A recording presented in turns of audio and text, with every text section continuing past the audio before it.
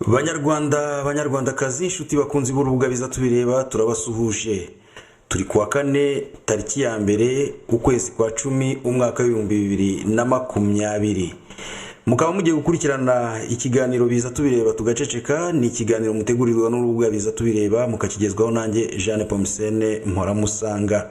Nkuko mubimenyereye rero inshuro nyinshi tuza muri studio tubazaniye abatumirwa. Umutumirwa tubafitiye uyu munsi ntabwo ari umushyitsi musanzwe mumuzi, ni Ambasaderi Jean-Marie Vianney Ndagijimana. Abenshi mwibuka ko yakoze akazi gatandukanye cyane akorera igihugu cyatubyaye, ni ukuvuga ngo yabaye ambasaderi mu bihugu bitandukanye. Ndavuga mbere ya 1994, hanyuma nyuma ya 1994 yabaye ministre w'ububanyi n'amahanga muri guverinema y'inzibacyuho. Nyuma gato rero yaje kwerekeza inzira y'ubuhungiro. Ubu ngubu akaba ari umuyobozi wa fondation Ibuka Bose Rengera Bose. Akaba akomeje no gutanga umusanzu utandukanye muri gahunda zo guharanira ko u Rwanda cyaba igihugu cyubaha amategeko, kigendera ku mahame ya demokrasi ndetse cyubaha uburenganzira bw'ikiremwa muntu. Reka rero tumuhe umwanya abasuhuze. Bwana Ambasaderi Jean-Marie Vianney, ndagira ngo usuhuze abaduteza amatwi. Mbanje kukuramutsa wowe ubwawe Jeanne Paul baramusanga. Nanone sinshobora basanzwe bakunda ibiganiro byiza utanga kuri gahunda ya biza tubireba tugaceceka. Ndabasuhuje mwese abaduteza amatwi. Urakoze cyane Ambasaderi. Uyu munsi rero twagutumiye muri biza tubireba kugira ngo tuganire ku myaka 30 ishize FPR Inkotanyi ikandagiye ku butaka bw'u Rwanda. Ntekereza ko abaduteza amatwi iyo tuvuze FPR buri muntu wese abyumva vuba, kuko niryo shyaka riyoboye igihugu muri kino gihe. Rifite byinshi ryakoze birimo ibibi n'ibyiza, ariko kandi ndagira ngo uyu munsi tugerageze kubirebera hamwe mu buryo butandukanye. Bwana Ambasaderi Jean-Marie Vianney, hari ku itariki ya mbere z'ukwezi kwa 10 mu 1990 mu rukerera rw'uwo munsi nibwo humvikanye ko impunzi zo mu bwoko bw'abatutsi zari zarahungiye Uganda mu myaka ya za 59 kugeza muri za 60 na kangahe. Icyo gihe nibwo byumvikanye ko zagabye igitero ku butaka bw'u Rwanda. Iyo ntambara igitangira, ubutegetsi bwari buriho ntago bwashatse kwerurira abanyarwanda ko abo bantu bateye ari abanyarwanda, ahubwo bavugaga ko ari igihugu cya Uganda cyateye u Rwanda. Ibyo si byo tugiye kurebera hamwe, ahubwo turagira ngo turebe muri iyo myaka 30 ishize mu by'ukuri niki kiza twakuye muri iyo ntambara, ni igiki kibi twakuye muri iyo ntambara. Ariko mbere y'ibyo byose ndagira ngo nkubaze Ambasaderi Jean-Marie Vianney Ndagijimana, mu by'ukuri iyi ntambara yari ngombwa ku rwawe ruhande? Urakoze muvandimwe. Nkeka ko nta ntambara ya ngombwa ibaho. Intambara ishobora kuba ya ngombwa iyo icyifuzo cya rubanda kidakurikijwe. Ni ukuvuga iyo abayobozi b'igihugu bahonyoye abaturage, bakababuza uburyo, bakabazimiza, bakabica, bakabahonyora buri munsi, abaturage bagasaba ko bumvwa, bategwa amatwi kugira ngo bavuge akababaro kabo. Hari aho bigera koko n'amategeko mpuzamahanga arabyemera. Hari aho bigera abantu bakaba bakwivumbagatanya ndetse bakaba bateza intambara kugira ngo bahindure ubutegetsi, bahindure ubuyobozi bubi bubahonyora.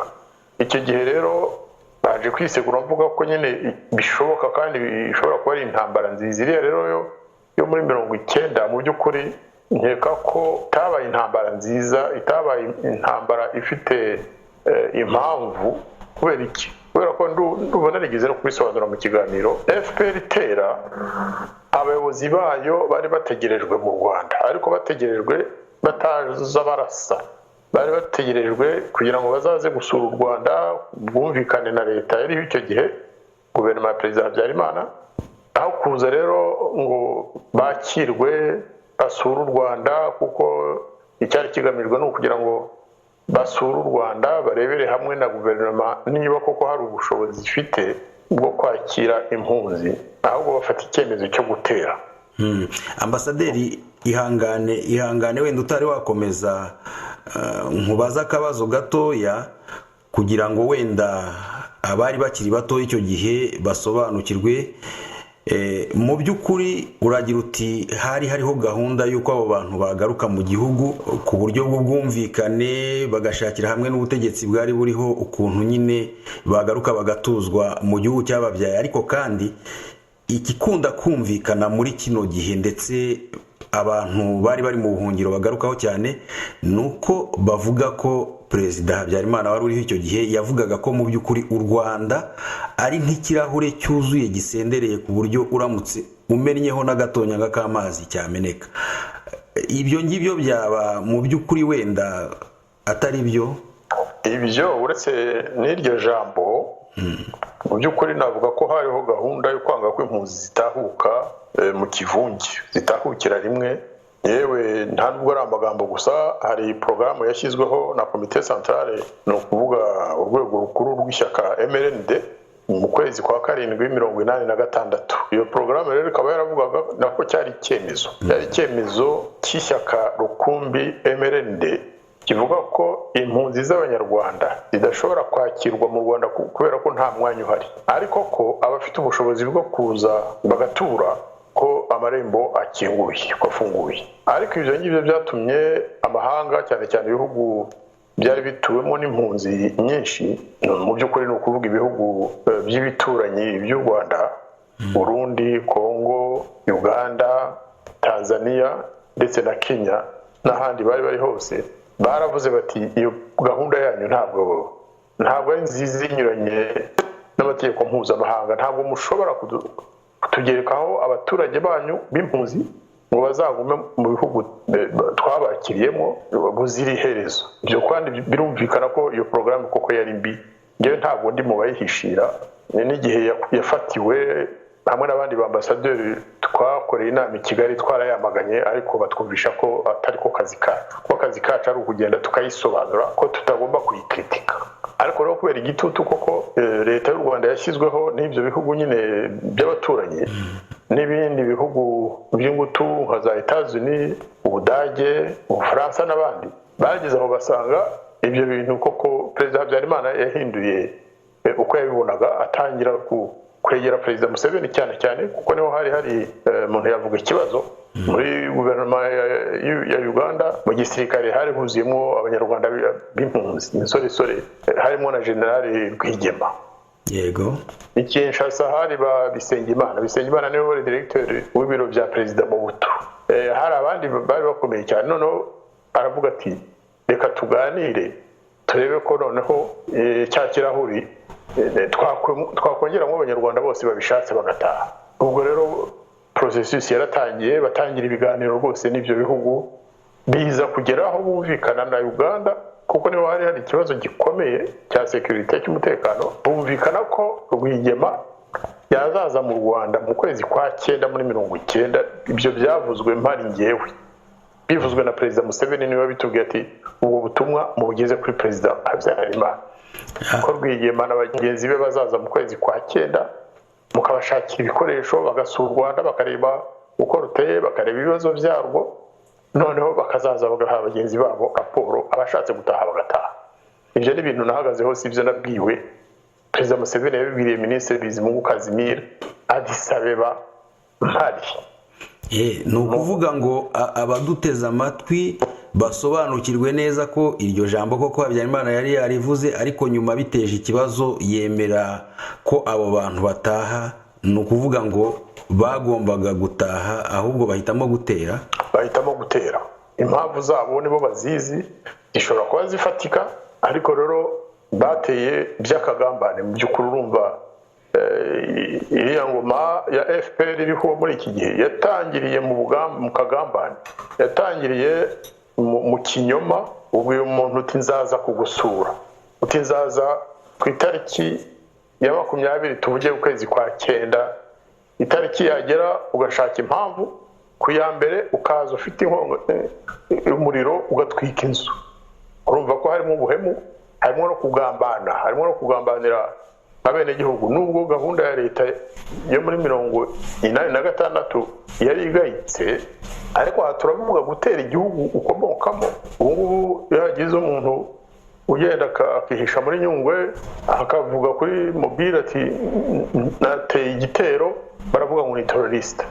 Noneho mutekereze cyane cyane abantu bari bafite imyanya ikomeye mu ngabo za Uganda, bakaza bateye igitero kuko cya gisirikare cya rutura, amakamyo za blende n'ibiki, bagatera igihugu bakomokagamo. Ni igitero nyine, nicyo cyatumye abantu bavuga bati Uganda yateye, kuko abari bayoboye icyo gitero bose bari mu gisirikare cya Uganda, bambaye uniforme za Uganda, baje mu modoka y'igisirikare cya Uganda, ibikoresho byose ari ibya guverinoma ya Uganda. Nicyo gituma rero twese mu by'ukuri twaravuze tuti Uganda yateye u Rwanda, amahanga ati Uganda yateye u Rwanda. Wibuke ko hari hashize igihe gito Kuwait yaratewe na Iraq. Noneho kubisobanura ibyo mu Rwanda biroroha cyane, baravuze bati iby'u Rwanda bibaye nk'ibya Kuwait na Iraq, kuko yari yatewe n'igihugu gifite amaboko, igihugu gikomeye cy'abaturanyi. Naho mu by'ukuri abari babizi, icyambere twahise tubimenyera mu bintu bitabeshya kuri radio, bahise batangira kuvuga, bakavuga icyongereza, bakavuga cyane cyane ikinyarwanda, bariranga bavuga baribo. Aho rero niho twamenyeye ko twatewe n'impunzi z'abanyarwanda mu by'ukuri. Okay.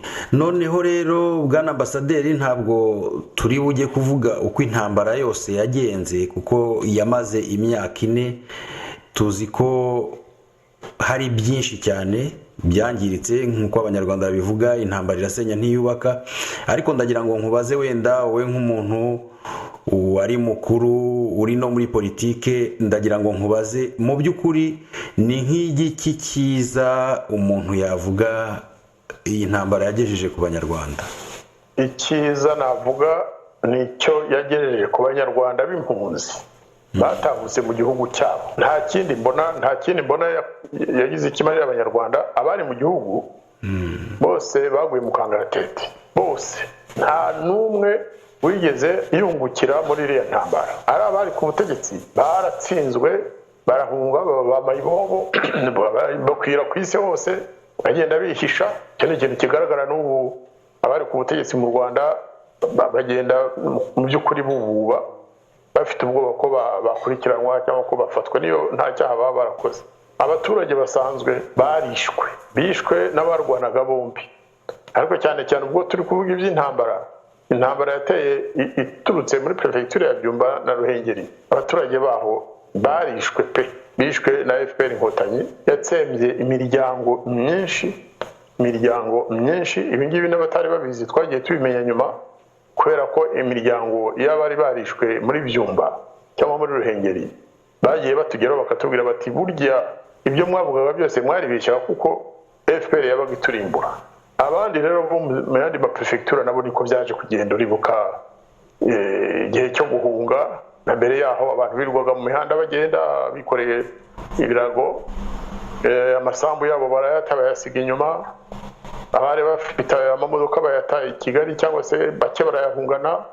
Amazu twari twarubatse FPR yafatiye agira ayabo, yaha impunzi zari ziturutse Uganda cyangwa Burundi cyangwa Kongo, kandi n'ubu niko byagenze. Abenshi batakaje imitungo yabo.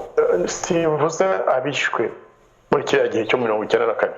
Ni ukuvuga rero ko mu by'ukuri ibi yaje kuvuga ngo intambara yari yo kubohoza u Rwanda, urwo Rwanda rwabohojwe ntabwo mbona, kuko kiriya gihe cyose cy'intambara umusaruro w'iriya ntambara wa mbere ni ukwiza urwango hagati y'abanyarwanda.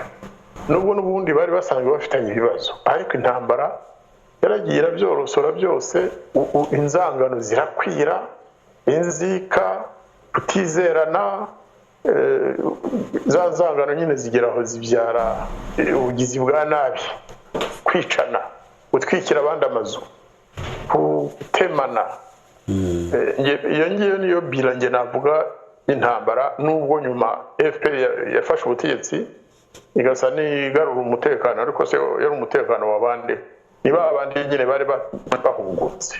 Abo ngabo koko bavuga bati FPR irakabaho, Mirambe yatugejeje mu gihugu cyacu, duha imitungo y'abagihunze, abo twifurizaga inabi mu myaka 30 yari ishize irabatsembera bamara, twe dusigara dufite umutekano. Ariko rero bumva icyo ntabwo ari u Rwanda rwahaboneye avantage, ni igice kimwe. Ntabwo mvuze ko impunzi zose zatahutse zari ku mugambi wa FPR wo kwica abanyarwanda, ariko rero uko FPR yarisha abantu bikabambura imitungo yabo, byagize icyo bibamarira, nabo barabizi. Kandi umuntu wavuye i Bujumbura akaza agatura muri villa twabaga twarubatse dukoresheje amadeni twarayishyuye, uwo akaza agaturamo bakamuha n'amafaranga yandiza akayagura, urumva aravuga ati vive le FPR. Mu gihe rero abandi bo barira, cyiza mvuga n'icyo gicyo ibi nta wabivuga ngo birangize. Ni ukuvuga ko intambara yaje igamije gukemura ikibazo cy'impunzi zari ziri hanze kugira ngo zitahe zigire uburenganzira mu gihugu cyazo, yateje nanone izindi mpunzi. Ariko Ambasaderi Jean Marie Vianney Ndagijimana, ubutegetsi buriho uyu munsi buyobowe na FPR Inkotanyi bwo buvuga yuko nta munyarwanda bwigeze bukumira, bugashishikariza abanyarwanda bose bari hanze gutaha. Utekereza ko ari iyihe mpamvu abanyarwanda bari hanze batashyira mu bikorwa icyo cyifuzo cy'ubutegetsi buriho? Cyambere imvugo siyo ngiro, kubera ko byagaragaye kenshi ko abagiye bataha benshi bakaba batinyuka kubyutsa umutwe ngo baba abantu FPR ibagirira nabi, benshi kabica. Rero ni nko kubwira umuntu ngo sohoka muri prison nongere ngufungire iwawe cyangwa se nkwice, noneho abandi bari muri prison bakwifuza kwigumira muri iyo prison, ukavuga uti ni kuki badasohoka kandi tubategereje ngo tubamare. Mu by'ukuri imitego ni myinshi. Nkeka ko FPR yakoresheje isomo yavanye mu gihe cya Repubulika ya kabiri ya Habyarimana. Wanze mu minsi ya mbere yakoresheje ingingo zitumvikanye, siwe ariko ni komite centrale y'ishyaka yayoboraga, baba baranze ko impunzi zitahuka, biranditse n'abazajya babyumva ntibakagira ngo ni ugukabiriza. Declaration turayifite, twarayicukumbuye igihe yasohokaga, abari mu nzego zimwe na zimwe z'ubuyobozi nkatwe twari abadiplomate twayiganiriyeho, tubwira Minafeti ko icyo kintu kidasobanutse, ariko banze kutwumva. Iryo ni ikosa rikomeye leta y'u Rwanda yakoze. Aho kugira ngo ubuze abantu gutaha, uravuga uti nimuze, wenda waba udashaka ko bataha, ufite umutima udasobanutse ku kibazo cy'impunzi, ukaba wakoresha amayeri izo mpunzi ntizitahuke nk'uko FPR bigenza. Rero muri diplomasi FPR ifite ingingo zumvikana mu mahanga, iravuga iti twarabahamagaje ngo nibatahe baratunaniye, kandi ariyo ishyiramo ingorane. Ariko diplomasi ikaba ihagaze yemye ivuga iti twe twarabagaragarije ko tubishaka, ariko ntacyo tuzakora kugira ngo izo mpunzi zitaha. Nizitaha kandi tuzazihonyora, tuzazita abajenosideri. Niko bimeze muri iki gihe. Umwana wari ufite imyaka 2 muri 1994 agahungana n'ababyeyi, arataha ubu afite 28 batuma jenosideri yatashye. Yewe ni utatashye batuma jenosideri ari muri Zambia ariga neza, dukwiye kuzamusangayo tukamuvutsa iyo mimerere neza myiza, tukamuvutsa amashuri kugira ngo atazataha ahagaze neza. Ibyo ntabwo nibyo bivuze, ni umujyanama special wa Perezida Kagame, General James Kabarebe. Ijambo nkarira rya James Kabarebe rero burya ni inzitizi ikomeye cyane. Ntabwo mu gitondo bavuga ngo impunzi tuzisabye gutahuka n'abavandimwe bacu, nimugoroba ukiherera mu cyumba hamwe n'urubyiruko rw'abanyarwanda ukababwira uti ziriya mpunzi mugomba kuzisanga iyo muri, mukazica cyangwa mukazigirira nabi kugira ngo zitazatinyuka no gutaha, kugira ngo zitazamererwa neza. Iyo leta yohereje igisirikare kujya kwica impunzi ikazicira mu mahanga, izo mpunzi se zatahuka zivuga ziti ahaza kutwicira mu mahanga nitugera mu gihugu bashobora kudukoresha icyo bashatse, ubwo rwose turajya hehe? Bagatoranya kwigumira mu mahanga mu bukene, ariko bafite ikintu kijya gusa n'amahoro n'umutekano.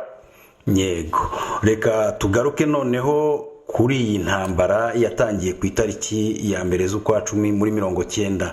Bwana Ambasaderi Jean Marie Vianney Ndagijimana, iyi ntambara yaje igizwe n'abasore bakiri bato rwose bari mu kigero cy'imyaka 20, 25, 30.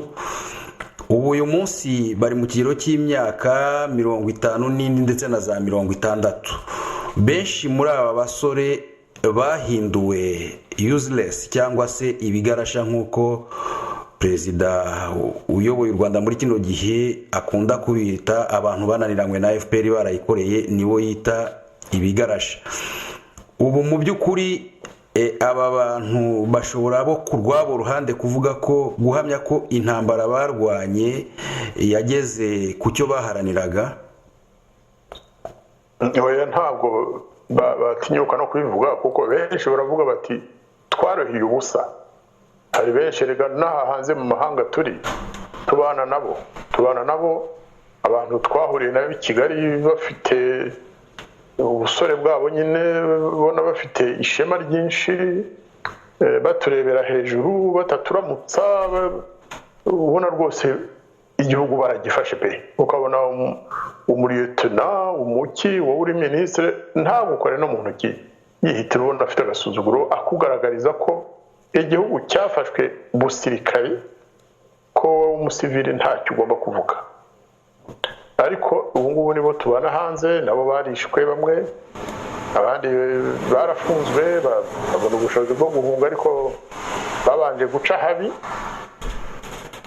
Urumva rero ko mu by'ukuri hari benshi mu gisirikare, ureba hari abajenerali bafunze, barwaye batavurwa. Yewe hari n'umujenerali wigeze kuvuga ko bamukubise iki. Icyo ni ikindi kibazo, ngo bamuziza ko yaramukije cyangwa yakwevuganye n'umuhutu. Urumva iyo FPR ndakeka ko abambere bayijemo atari yo bifuzaga. Nuko ko hasigaye akantu k'agatsiko gato gafite irondabwoko, gafite ikintu cyo gukeka ko aribo banyarwanda bazima bahari, ko abandi ari ibigarasha. Baba bari mu Rwanda kera, uretse ko bafatamo bamwe na bamwe bakagira ibikoresho, ariko burya hari ikintu kigaragara, n'agasuzuguro k'agatsiko gato gakeka ko u Rwanda ari urwabo, cyane cyane ko abenshi bavuga ngo na kera base na basekuru nibo bari abatware, nibo bayoboraga kiriya gihugu igihe cy'ubwami. Ibyo ngibyo uzumve kuri za YouTube abantu ukuntu baba bari kwirata bavuga ko abega bamye bameze batya na batya, ariko ntacyo mfa n'abega ngewe. Nibo babyivugira bavuga ko imiryango yabo ifite amateka, ko twe iyacu ari useless nyine, ko ari abanyarwanda b'igice. Hari ikintu abanyarwanda benshi batazi, kubera ko hari abadasoma. Hari inyandiko yitwa Rwanda Briefing. Rwanda Briefing ni inyandiko yanditswe n'abagabo bane, no kuvuga General Kayumba Nyamwasa, Colonel Patrick Karegeya, Dr. Rudasingwa Theogene na Gahima Gerard. Mbere yuko RNC ijyaho, ni igihe bari barimo kwishinga mbese, ariko bitaramenyekana ngo bijye hanze ko bagiye gushyiraho ishyaka. Iyo nyandiko barayisohoye, bifasha benshi kuko twavuze tuti niba abantu bavuye muri FPR bari bafite imyanya nk'iriya barimo Kayumba Nyamwasa ko yigeze kuba chef d'état major kigihe ari ambasaderi ndetse mu Buhindi, Karegeya yayoboye service za renseignement, no kuvuga bamaneko b'u Rwanda bareba ibibera hanze. Rudasingwa yabaye umunyamabanga mukuru wa FPR, aza kuba ambasaderi wayo muri Amerika, yigeze no kuba directeur w'ibiro bya Perezida Kagame. Gahima yari procureur general. Urumva ko atari abantu bari boroshye. Bagaragaje ukuntu ingoma ya FPR yubatse, ko yubakiye ku gatsiko k'abantu bake, ku bantu bagendera ku ivanguramoko gusa. Ibyo biranditse ntabwo ari byo bihimbye, ndetse nahamya ko nubwo na mbere muri wa muryango wavuze Ibuka Bose Rengera Bose nyobora twari dusanzweho kudukurikirana icyo kiganiro, ariko hari ibyo twigiye muri iyo nyandiko, nko kugaragaza ko habaho guverinoma ebyiri, ko habaho inteko ishinga amategeko ko hari ebyiri, na sena n'izindi nzego zose mu gihugu burya ngo zigiye ziba ebyiri. Urugaragara rurimo abantu b'ingaruzwa muheto rimwe na rimwe, n'urundi rukora amanama rwihishe rurimo indobanure. N'urwo Rwanda rw'ubu, u Rwanda rw'ubu ni u Rwanda ruyoborwa n'indobanure, bagakora mu buryo butagaragara, abaturage bakabona ibikorwa gusa bya maonesho, ariko mu by'ukuri ibyemezo byo kwica abantu, ibyemezo byo kuvangura mu gisirikari, byo kuvangura mu gipolisi, kujonjora kugira ngo habemo ubwoko bumwe gusa mu buyobozi bukuru bw'igisirikari n'ubw'igipolisi no mu zindi nzego, izo nzego zitagaragara nizo zibikora. Urumva rero igihugu kigendera ku mategeko, amategeko yanditse neza rwose, ariko mu by'ukuri hakaba amategeko yandi atanditse ariyo bakoresha bayobora igihugu. Nirwo Rwanda rw'ubu, nirwo Rwanda rw'igitugu, u Rwanda ruhonyora rubanda, u Rwanda rwica abaturage. Ubu ngubu bavuga ngo FPR yica abahutu nk'uko byagiye biba muri iriya myaka ya kera. Nibyo koko abahutu irabica, ariko yica n'abatutsi cyane. Abatwabo ntabwo tukibavuga kuko bashobora kuba batakinariho benshi, ariko muri iki gihe FPR ni ishyaka, ni leta yica abanyarwanda itavanguye amoko, ivangura amoko mu bindi mu gutanga imyanya kugira ngo nanone igumane ako kantu yagize akayo k'ubutegetsi. Ariko mu byo guhonyora, kuzimiza abantu, kubica, ubeshya n'uzabeshyera FPR ngo iravangura, yica abanyarwanda bose. Leta rero ihereye ku itariki ya mbere y'ukwa 10 muri 1990 ikaba igeze aho ngaho kwica abo yita abajenosideri ngo bakoze ishyano, ariko ikica noneho n'abana babishwe icyo gihe, nabikabicika ikabibasira, ikimakaza bake muri bo ibeshyeshya imyanya cyangwa umutungo. Nge navuga ko ariyo bilan ikomeye mu gihugu. Ubwo simvuze noneho, simvuze bilan mu Kinyarwanda bw'umuntu yabyita iki, po niwo musaruro, twavuga ko ariwo musaruro. Noneho tugiye mu byerekeye rero imibanire y'u Rwanda n'amahanga n'ibihugu cyane cyane by'abaturanyi, byagombye kuba ibihugu by'abavandimwe n'inshuti. Reba muri iki gihe uko byifashe, reba muri iyi minsi uko bimeze. U Rwanda rureba na Ayingwe na Uganda n'u Burundi ndetse na Tanzania na Kongo. Buriya nubwo hari perezida mushya akaba agenda buhoro kugira ngo adakanga rutendera, ariko burya ni strategy, kuko azi ko bamurusha ingufu. Ariko abanyekongo nka peuple, iyo murebye cyangwa mukumva ibyo bavuga ku banyarwanda, Abaganda uretse ko batuzi bakaba batavangavanga, Abarundi abavandimwe bacu dukunda kandi twasangiye amashereka uko turavukana abarundi n'abavandimwe 100%, ariko baratuvuma bose. Ikintu rero Kagame, umusaruro wa diplomasi ya Kagame ni ukwangisha abanyarwanda mu mahanga. Kutwangisha ni ukuvuga ko ugiye Kinshasa ukagenda ureza agatuzo uti ndi umunyarwanda, ushobora kurara bakujugunya muri fleuve Congo. Iyo ugiye Bujumbura muri iki gihe ukavuga umunyarwanda, baravuga bati uyu nguyu aje kuneka cyangwa se arateye. Muri Uganda urabizi ko ku mupaka bahora barasana, i Kampala banyuzamo bakayoragura abanyarwanda bakabafunga. Muri Tanzania amakamyo yari asanzwe haca rimwe na rimwe bakayabuza guhita, ariko rero hakaba n'ikintu cyo kutizerana. Regime ya FPR, intambara FPR yateje n'ibyo yayibyaje nyuma byazanye kwangisha abanyarwanda. Leta rero ubundi muri diplomasi inshingano zayo si ukwangisha abaturage, ahubwo no gushaka umubano mwiza no kugira ngo ibihugu by'abaturanyi n'ibindi byose bibone umunyarwanda nk'umuntu mwiza, nk'umuntu koko bakwiye kubana nawe. Siko bimeze rero, ahubwo twabaye baruvumwa. Uwo ni wo musaruro FPR ifite muri diplomasi, kubera gutera abandi, kubera gusagarira ibihugu duhuje imbibi, kubera kubeshya, kubera ibintu byinshi cyane n'ingoma ya Paul Kagame ikorera abaturanyi bacu, abavandimwe bacu bo muri Afurika ariko no hanze.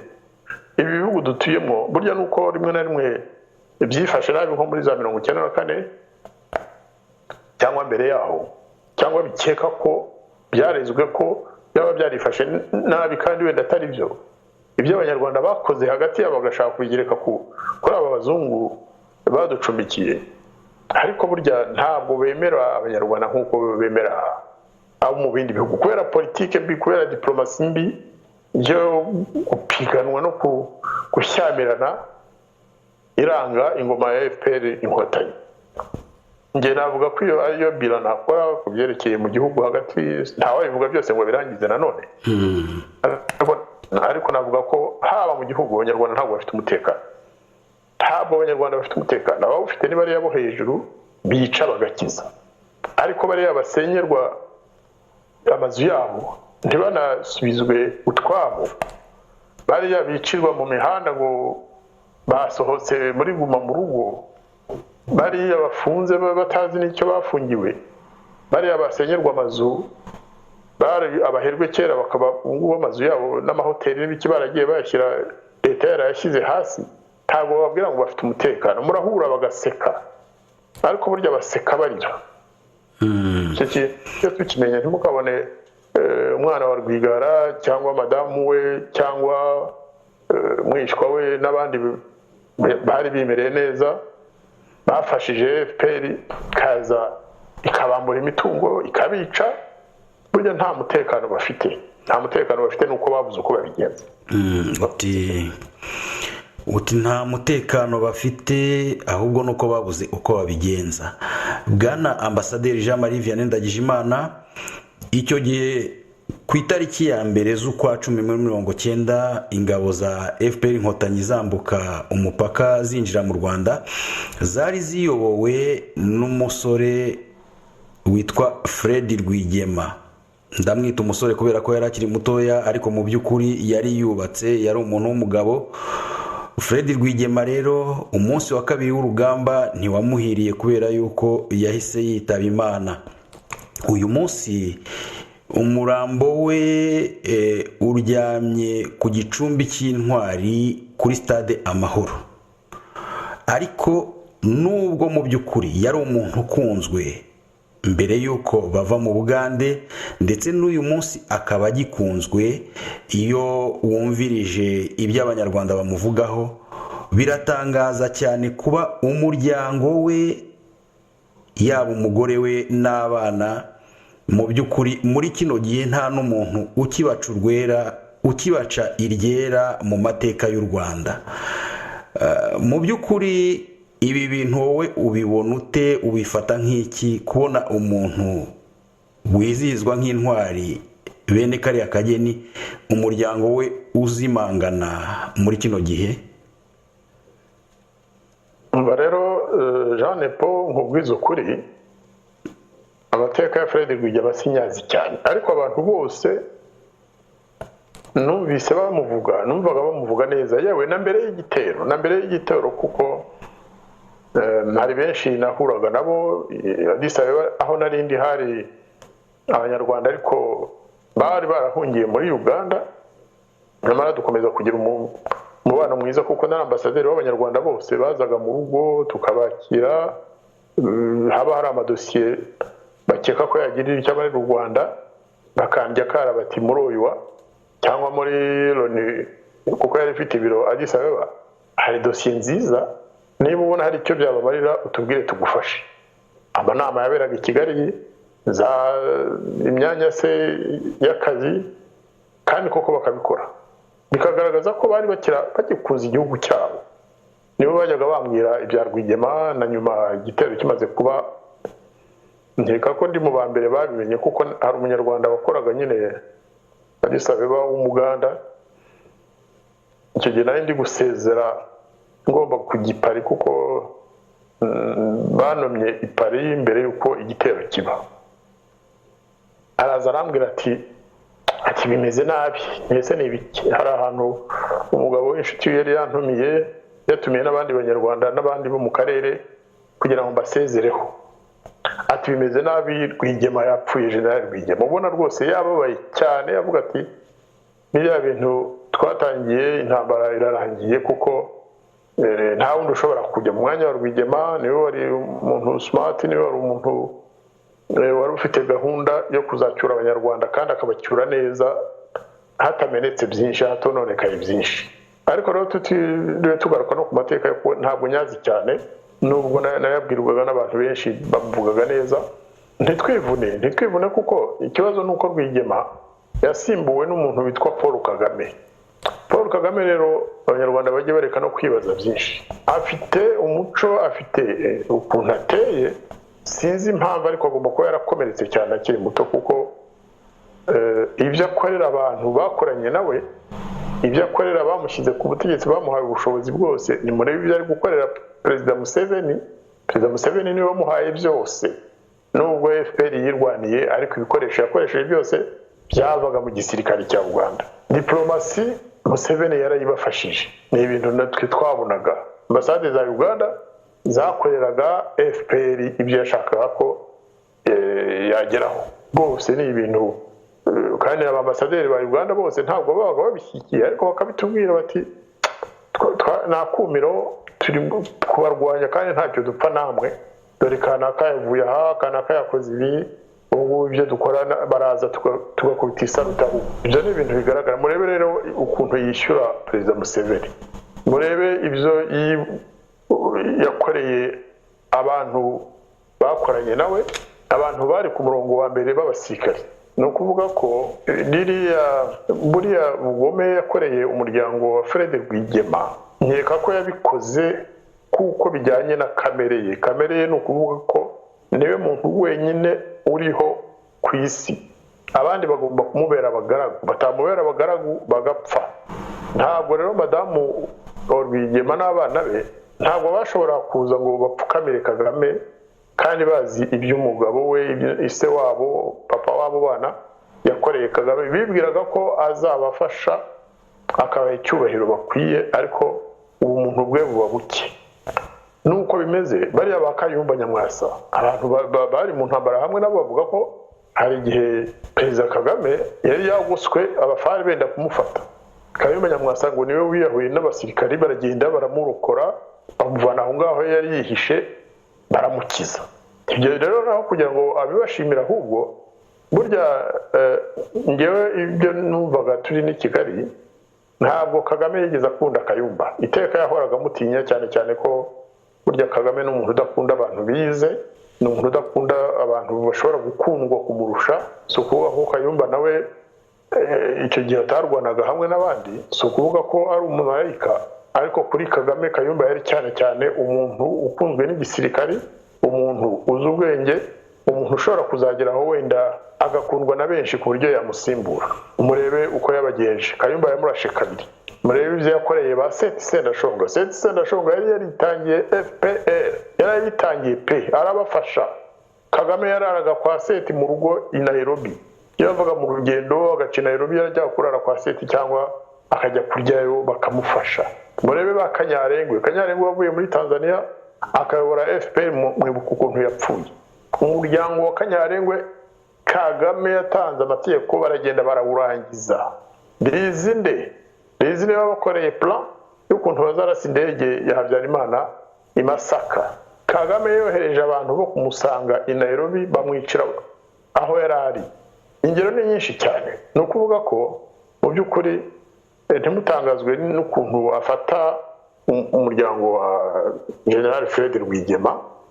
Ikintu cyose cyane cyane abantu bamuzi, abantu ashobora kuvuga ati n'ibanga ryanjye bashobora kuzarimena.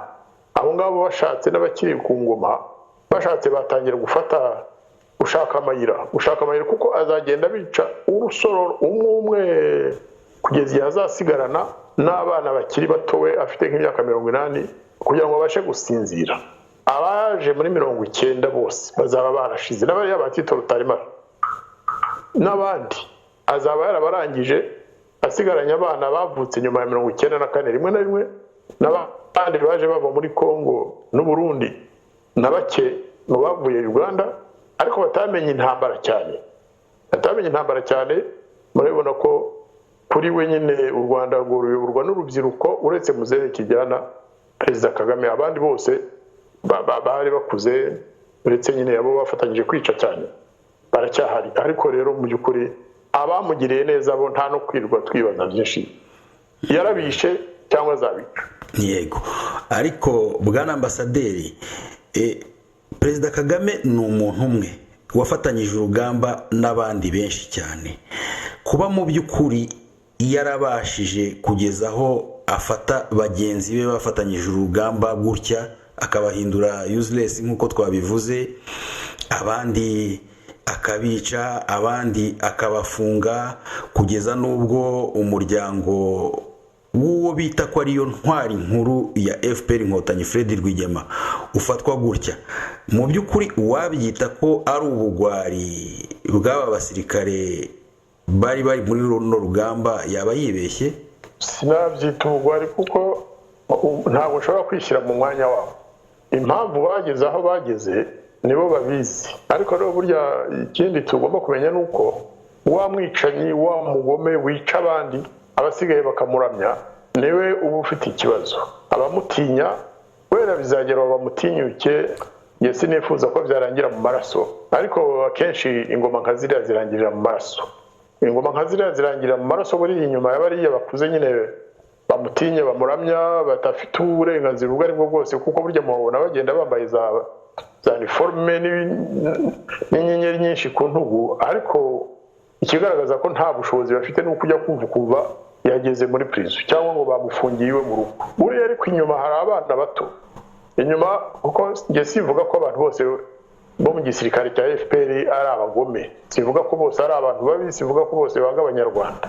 Muri ruriya rubyiruko rufite mu myaka 35 40 b'abasirikare bashya b'abajenerali cyangwa abakoloneli, hariya niho hari wenda umukiro ku banyarwanda.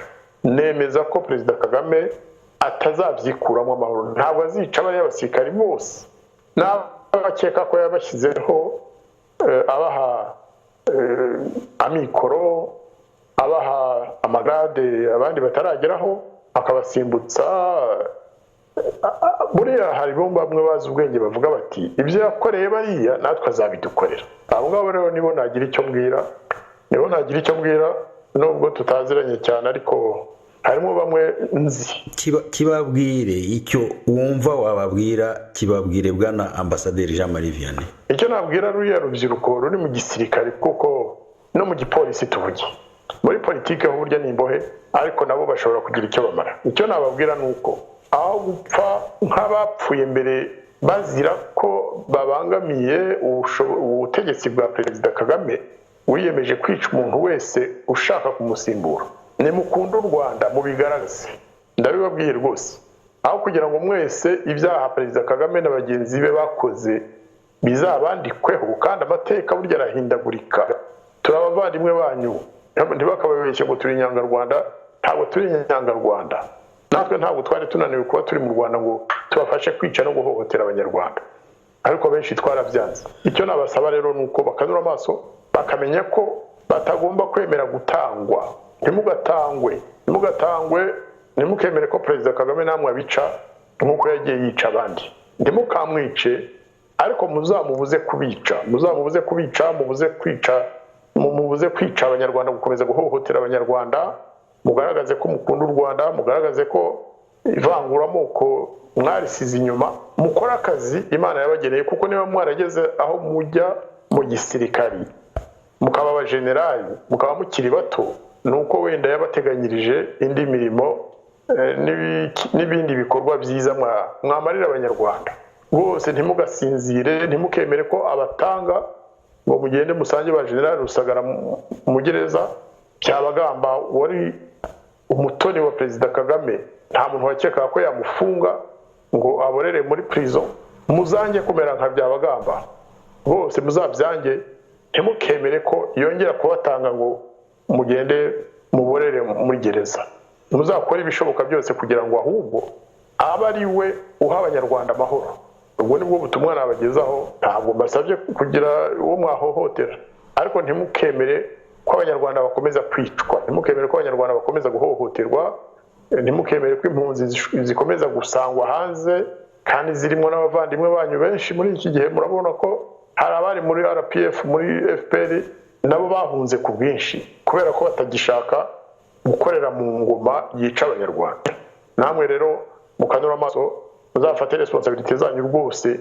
Niba mugomba kuba rimwe mwabikora bidatinze cyane, mwazabishimirwa, abanyarwanda babibashimira, Imana ikabibashimira, amateka y'u Rwanda agahinduka, twese tugahumeka, abanyarwanda bagahumeka. Nibwo butumwa nabagezaho abari mu gisirikare cy'uyu munsi, mu gipolisi, inzego zose z'umutekano, n'abariya b'abadaso birirwa bahohotera rubanda.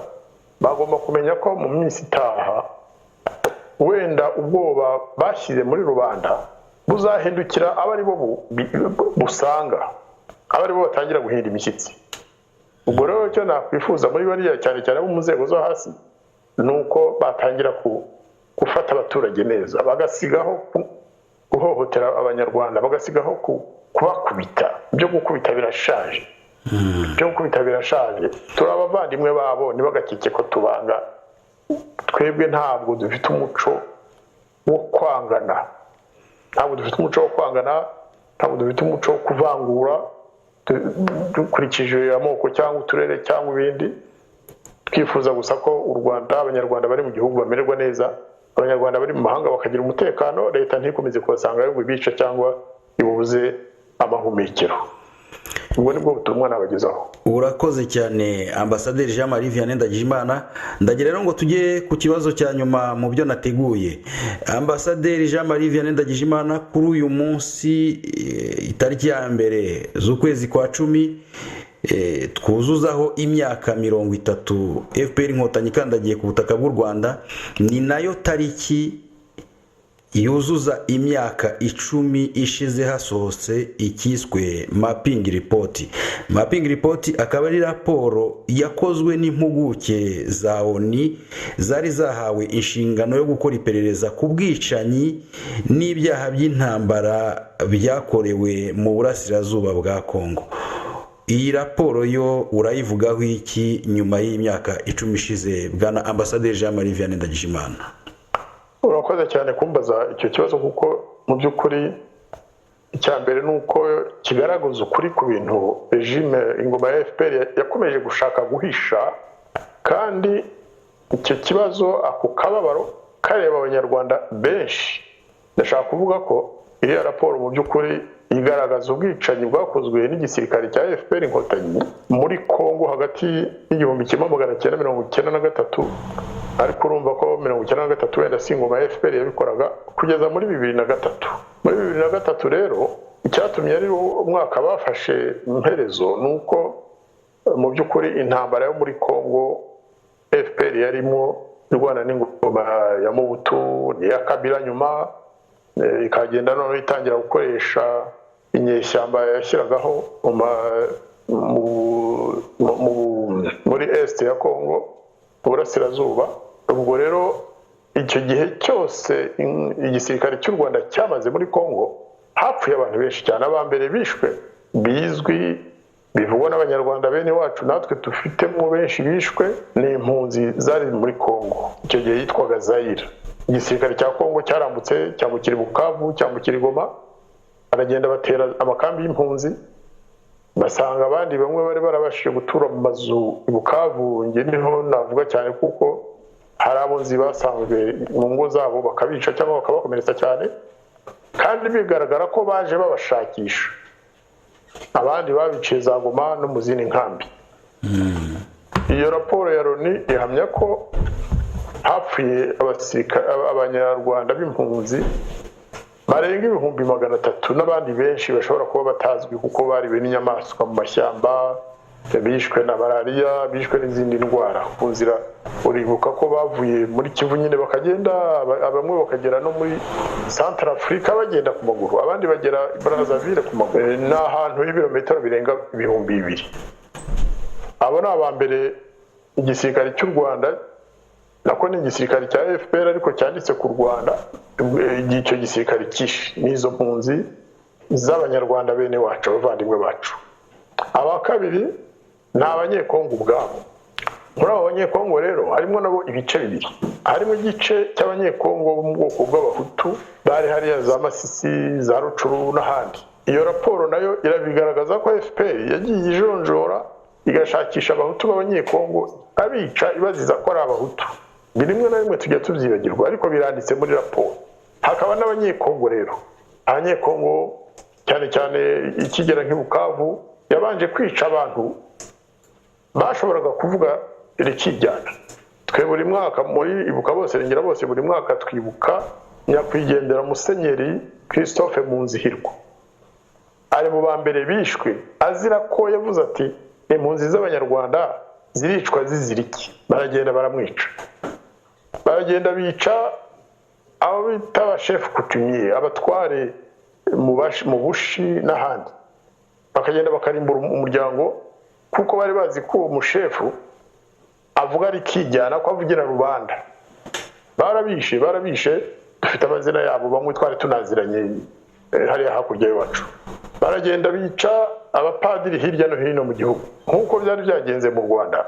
Mu Rwanda burya FPR yishe abapadiri benshi kugira ngo batazatanga ubuhamya, no muri Kongo yarabikoze.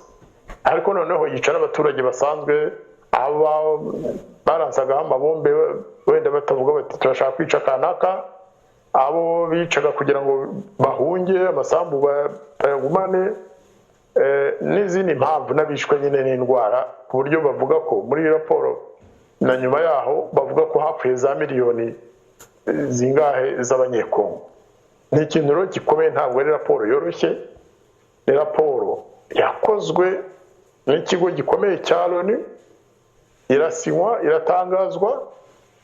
Iyo raporo ikaba yarasabaga ko abakoze ubugizi bwa nabi, ubwo bwicanyi bw'intambara, ubwicanyi bwo guhonyora ikiremwa muntu, ndetse bakavuga ko ibyo bikorwa bimwe na bimwe ari ibikorwa bya jenoside, ko akwiye kujyaho urukiko mpuzamahanga ariko rushyiriweho ubwicanyi bwabaye muri Kongo.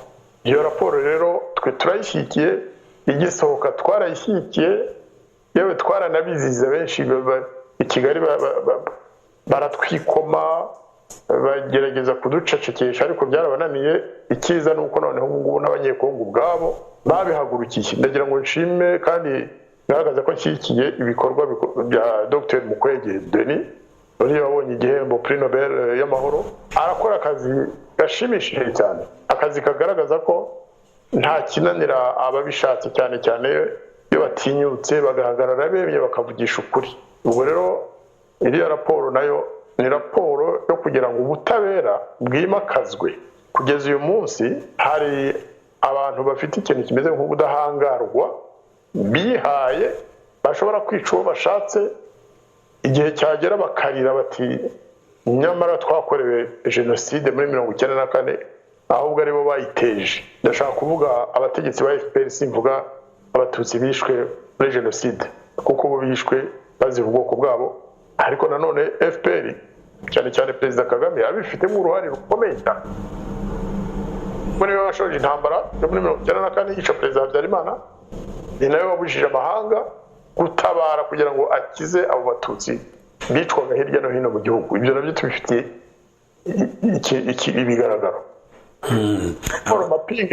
Raporo mapping yishe abantu kugira ngo bafate Kongo, umutungo wabo awusahure, kugira ngo abanyekongo abambura amasambu yabo, no kugira ngo ibihugu byambatse ibihugu bimwe na bimwe bishoke umutungo biwusahure, kuko byaranagaragaye ko Perezida Kagame mu by'ukuri akorera amahanga amwe namwe.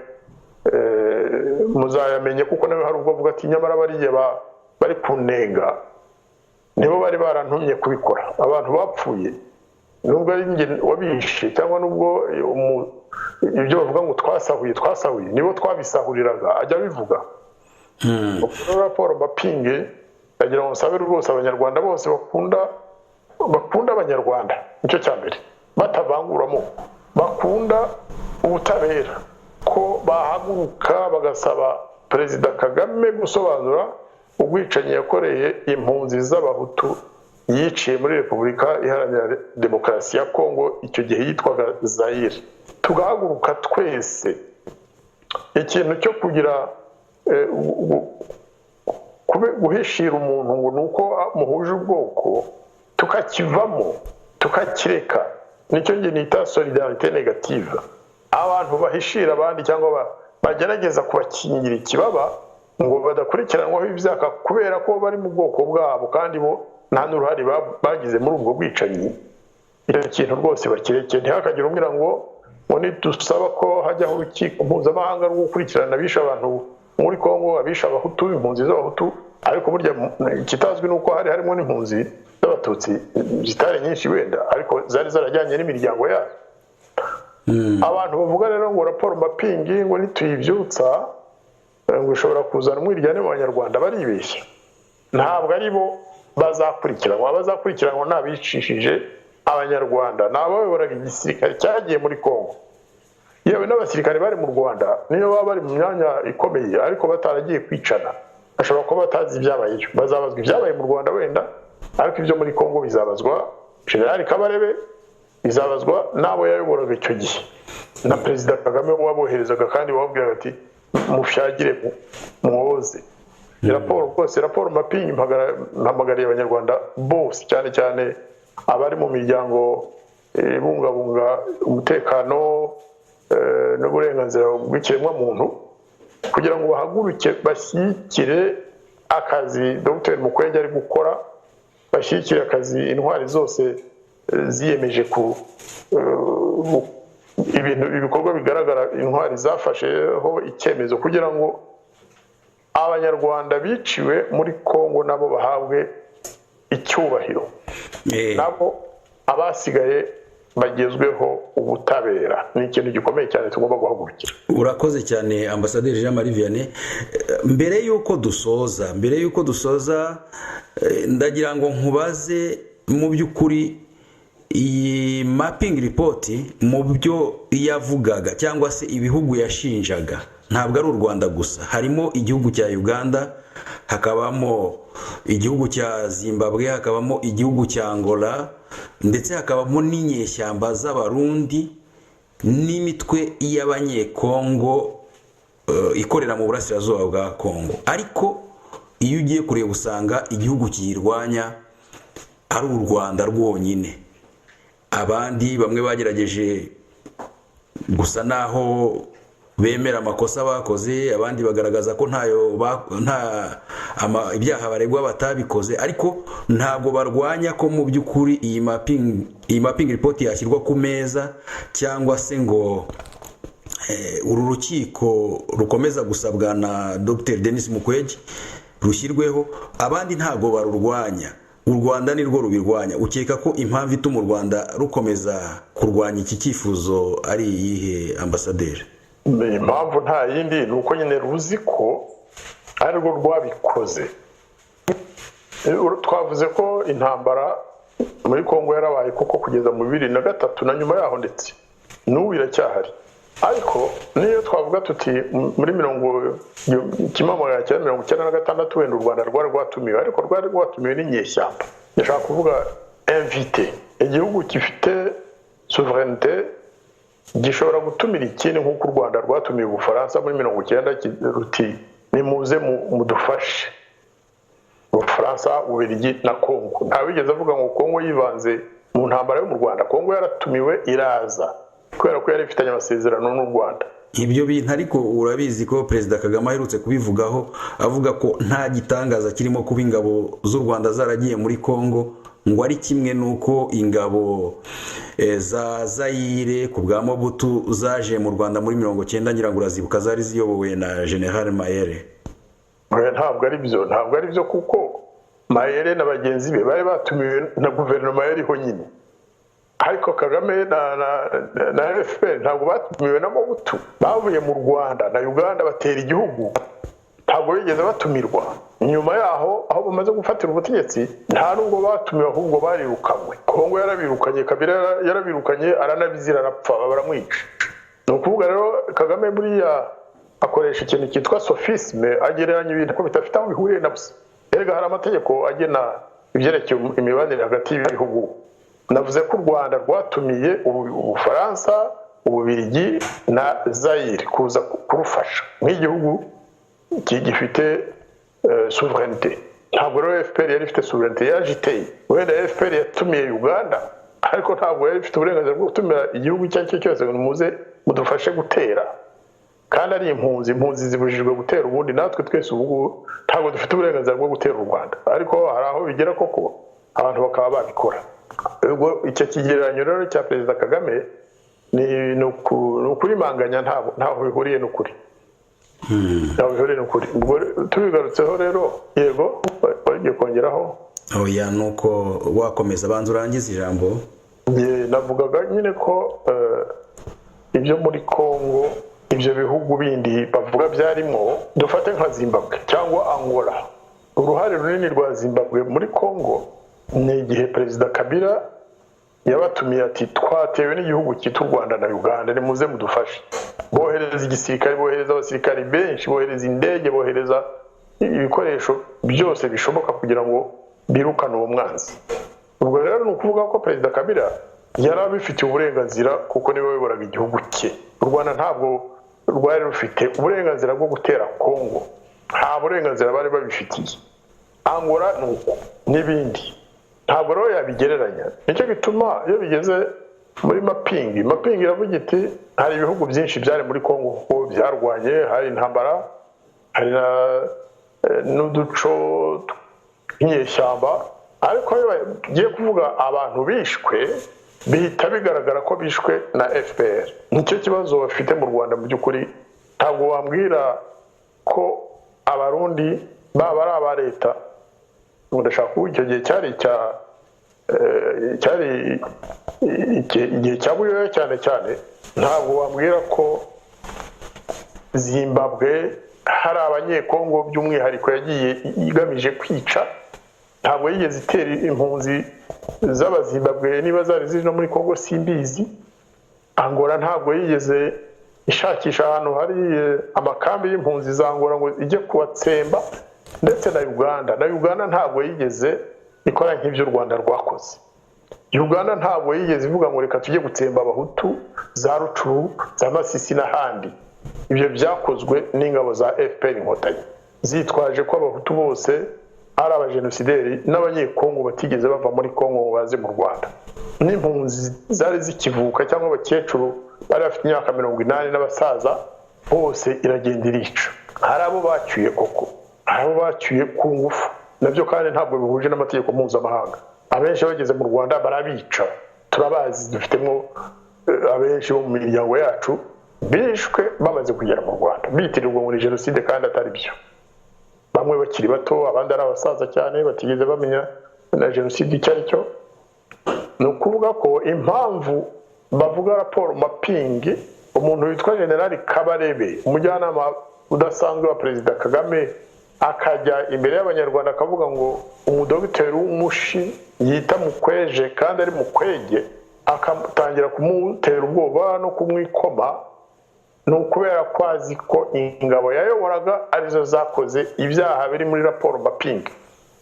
Ariko ntabwo Zimbabwe bishobora kwitera. Zimbabwe yavuga iti okay, nimushyire ku urwo rukiko, umunsi mwakeneye ko tuza tukabasobanurira akazi twakoze muri Kongo tuzaza, niba hari abo muturega tuzisobanura, ariko ntabwo twibona mu bishe bari abaturage b'abanyarwanda, impunzi z'abanyarwanda n'abanyekongo. Niba bakoze intambara burya igira abantu bapfa, ariko nta wavuga ngo abasirikare ba Zimbabwe bagenda bahigahiga abaturage bo kwica. Ntabwo byabaye. Nyamara mu banyarwanda FPR Inkotanyi n'abari bari mu gisirikare icyo gihe b'abanyarwanda, hari abantu b'intwari bavuyemo bari hanze muri iki gihe babihamya, bavuga bati twirirwa duhigahiga tukarasa za bombe ku baturage, abo tubonye tukabatema tukabaforomoza abagore. Ibyo ni ibintu ntabwo ari ibyo gukinishwa, bajya bakinisha ibindi, ariko raporo Mapingi yo ntibayikinishe. Tuzayizira wenda turi benshi kubera ko twakomeje kujya tuyivuga tukanasaba ko yubahirizwa, ariko ntabwo Perezida Kagame n'abantu bakorana nawe n'abantu bisha abanyarwanda muri Kongo bakica n'abanyekongo za miliyoni bamenye ko batazabikira. Ndakurahiye wenda bamwe ntituzabibona, bishobora kutazaba ejo, ariko ntibazabikira. Abanyarwanda bamenye ko igihugu cyacu cyitwaye nabi, ko ingabo zacu zitwaye nabi, ko zisha abaturage bari barahunze u Rwanda bakajya kubicira muri Kongo, none bakaba bakomeje no kubicira mu bihugu bindi, muri Zambia, muri Malawi, muri Kenya, muri Uganda, muri South Africa n'ahandi. Nibura noneho ngo Kagame yaba yarohereje abantu b'indatwa bize kwica, bize kuniga, birirwa baduhigahiga. Ariko natwe ntabwo tuzabemerera ko batumara, wenda bazicamo bangahe, ariko bizabagaruka. Ubwo rero bya Mapingi ntabwo narenzaho, ni ibintu byumvikana, ni raporo yakozwe mu buryo bwa gihanga. Yewe ijya no gusohoka u Rwanda, Repubulika y'u Rwanda mu izina rya Perezida Kagame yarayirwanyije bataramenya n'ibirimo, kubera ko bari bazi nyine ko harimo ubwicanyi FPR yakoreye abanyarwanda n'abanyekongo. Ubwo rero rwose ntibibe byizimbaho.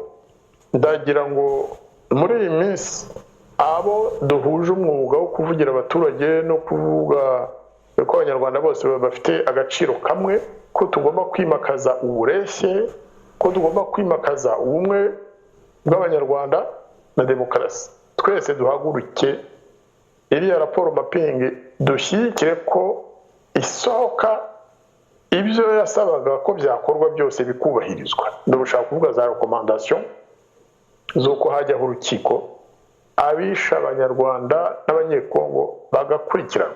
Nta kindi nakongeraho. Urakoze cyane Ambasaderi Jean Marie Vianney Ndagijimana. Banyarwandakazi, inshuti muduteze amatwi, tubibutse ko rero turi mu kiganiro biza tubireba tugaceceka. Ni ikiganiro twateguye by'umwihariko kubera iyi tariki ya mbere y'ukwezi kwa 10. Ni tariki uyu munsi twujujeho imyaka 30 ingabo zahoze ari za FPR Inkotanyi zuzuje zikandagiye ku butaka bw'u Rwanda. Tuvuge rero ngo ni umunsi wisakirana y'ingabo za FPR Inkotanyi n'inzirabwoba. Tubibutse ko zahoze ari ingabo za Repubulika ya Kabiri. Aba bose barwanaga nk'abana b'abanyarwanda kandi baharanira igihugu. Reka rero tubabwire ngo aho muri hose, baba izo ngabo za FPR Inkotanyi, ndavuga abataragize ubwicanyi mu bwicanyi bwakorewe abanyarwanda, abari bari mu ngabo za FPR Inkotanyi turabasuhuje, abari mu nzirabwoba turabasuhuje, ariko nanababwire ngo nimuharanire ko abantu bagize uruhare mu kurimbura abanyarwanda, baba abari mu ngabo za FARE cyangwa se inzirabwoba, baba n'abari mu ngabo za FPR Inkotanyi, nimuharanire yuko aho bari hose bakurikiranwa bakabihanirwa kuko bahemukiye igihugu. Ariko abataragize uruhare muri ubwo bwicanyi turabasuhuje kandi tubifurije amahoro no kuramba. Ambasaderi Jean Marie Vianney Ndagijimana, dusoje ikiganiro cyacu cy'uyu munsi, ndagira ngo ngusabe usezere ku bari baduteze amatwi. Urakoze cyane, ntabwo ndi buvuge byinshi ariko ndagira ngo nongere nsubire mu byo navuze kandi nkunda kugarukaho. Abanyarwanda burya turi igihugu cyiza, dufite amateka asobanutse. Amateka asobanutse nko mu bindi bihugu, mu Rwanda hari amoko, tukajya dushaka kwihakana kandi twigiza nkana, dushyiramo ibinyoma bitari ngombwa. Nemera ko ari abahutu, hakaba n'abatutsi, hakaba n'abatwa, hakaba n'abana bavutse muri ayo moko yose. Rimwe na rimwe ugasanga ari imvange, ari ibiterane, mbese bahuje amaraso. Abantu barishwe mu Rwanda muri iyo myaka yose twavuze bazira ubwoko bwabo Imana yabahaye. Ari abahutu bishwe bazira ubwoko. Uzabihakana azaze nzamwereka raporo zibihamya twahawe n'abarokotse mu miryango yabo, twahawe n'imiryango mpuzamahanga yagiye ikora iryo bushakashatsi. Abatutsi barishwe, utabizi nuko ashaka kwigiza nkana, bishwe bazira ko ari abatutsi. Ariko ntabwo abahutu bose ntabwo bakoze jenoside y'abatutsi. Hari abayikoze umunsi n'amanywa, ijoro bakabyuka mu gitondo bakajya kwica abatutsi, umugoroba bakajya kuruhuka, bwacya bakajya kwica abatutsi. FPR nuko nayo yakoraga, igahera mu gitondo igatumiza inama ikica abahutu, imirambi ikayijugunya mu byobo cyangwa ikayitwika. Ibyo bintu ni ibintu bizwi kandi byanditsweho, documenté. Njyewe rero icyo nasaba abanyarwanda batagize uruhare muri ubwo bwicanyi, batagize uruhare mu bugome bwakozwe n'abanyarwanda baduhekuye ku mpande zose. Abatwa barishwe ntawe bishe, bazira icyo babazizaga, sinamenya niba barabazizaga ubutwa cyangwa niba barabicaga ku bugome gusa, ariko barishwe benshi pe, barishwe benshi, bishwe n'abahutu, bishwe n'abatutsi. FPR yishe abatwa benshi, interahamwe nazo zarabishe, wenda ku bwinshi butangana n'ubwo FPR kuko birasobanurwa, ababibonye babihagazeho barabivuga. Icyo rero nasaba abanyarwanda nuko bivana ku ngeso yo guhishira abo bita ko bakomoka mu bwoko bwabo. Umuntu ufashe ubuzima bw'undi akabumwambura, yaba uwo mu bwoko bwawe, yaba uwo mu bwoko bundi bubi wita ububi, bombi n'abicanyi. Umunsi icyo kintu twakigezeho, umututsi wabonye ubwicanyi FPR yakoze, ukuntu yisha abahutu, akaba umugabo, akamera nk'aba James Munyandinda n'abandi benshi ntavuga mu kiganiro nk'iki kuko bamwe simbaza, abandi wenda ntibakunze kubivuga, ariko barabikora kandi bagatanga ubuhamya bwiza. Akavuga ati dore twebwe muri FPR ukuntu twishe abo mu bwoko bw'abahutu, ijoro n'amanywa, ukwezi kugashira ukundi kukaza, umwaka ugashira undi kaza, tubasanga no muri Kongo turabatsemba. Mwibuke raporo ya Major Furuma, rwose aho ari muri iki gihe simpazi, ariko mvuga ko ari umwe mu ntwari za mbere zasohotse mu Rwanda, akaza agakora raporo nziza yanditse pe, asobanura gahunda yo kumara abahutu cyangwa kubagabanyiriza umubare uko yari iteye. Ku rundi ruhande hari abandi nabo b'intwari bavuze bati dore twebwe twari interahamwe, twari ibi, dore abatubeshye ko tugomba kwica abatutsi n'ibyo batubeshyesheje, dore uko byagenze. Twese tugafata iyo nzira, ibyo kuvuga ngo turakingira ikibaba abo mu bwoko bwacu b'abagome bisha abanyarwanda cyangwa bakica abanyekongo. Icyo kintu nitukigeraho bizaba ari imwe mu nzira, ari bumwe mu buryo bwo kutugeza ku bwiyunge nyabwo. Ni ukuvuga ko umunyarwanda icyo gihe azaba afite akababaro atewe n'iyicwa ry'abahutu, n'iyicwa ry'abatutsi, n'iyicwa ry'abatwa, atavangura. Inzirakarengane ntituzivangure, tukazishyira hamwe, uwazirenganyije akazamura ubuzima, yaba umuhutu, yaba umututsi, yaba umutwa, tukamushyira hamwe na bagenzi be tutitaye ku bwoko. Nkeka ko uwo munsi nituba kuyigeraho, umuntu ntavuge ngo ibyabaye muri Kongo muri raporo mapinge ubwo ari abahutu bishwe ntabwo bindeba kubera ko ngiye ndi umututsi, undi nawe ati abatutsi bishwe muri 1994 ntibindeba kubera ko ndi umuhutu. abo batutsi bagomba kuba bari bafite n'impamvu bagomba kwicwa. Icyo kintu tukakirinda, tukiyunga twese dukunda abanyarwanda kimwe, tukibuka bose, tukabarengera bose, tutitaye ku bwoko bw'ababishe, kuko bose n'abanyarwanda. Abicanyi bagomba gufatwa kimwe. Byaba ngombwa kandi rero burya amateka y'igihugu se ni iki? Amateka y'igihugu agirwa n'imyifatire n'ibyemezo bifatwa na bene igihugu.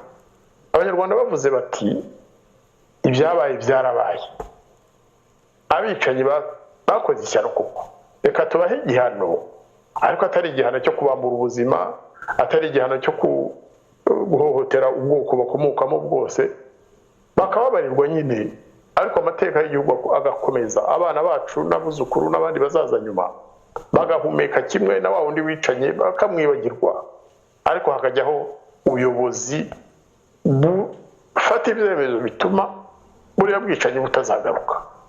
Ubwo butegetsi, ubuyobozi buhuriyemo n'abanyarwanda bose, nta urusha undi agaciro, kuko bwa buyobozi nako bwa butegetsi buvangura bw'indobanure. Ugasanga igisirikare n'indobanure zituruka mu bwoko bumwe. Ndashaka kuvuga ubuyobozi bw'igisirikare, igipolisi ari indobanure. Burya niho haturuka za jenoside, kuko baragenda bagafata ibyemezo mu mwiherero, abandi bajya kubona bakabona birabagwiriye batazi aho byaturutse, kubera ko batari mu nzego zifata ibyemezo. Icyo kintu nacyo ni ikintu gikomeye, kwivanamo umuco wo kugendera ku bwoko gusa ngo ubabarire abawe gusa, abandi ukumva ko bagomba kwicwa, ariko kandi ukanaharanira ko ubutegetsi bw'igihugu buba buhuriyemo n'abanyarwanda bose bo mu moko yose, kandi nta barusha abandi agaciro cyangwa uburemere, kugira ngo hatagira abagenda bagakora amanama yo kwiherera mu mabanga yabo igihe bashakiye kwica abo mu bundi bwoko, bakabica bakabarangiza nk'uko byagiye bigaragara.